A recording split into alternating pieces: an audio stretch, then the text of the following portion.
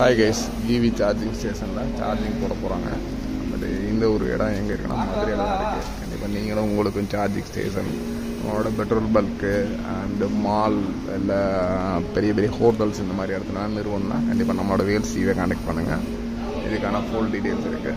இப்போ வந்து பார்த்தீங்கன்னா இவி சார்ஜிங் ஸ்டேஷனில் சார்ஜிங் அந்த புது மிஷின் லான்ச் பண்ணியிருக்காங்க. அதோட வீடியோஸ் தான் அது.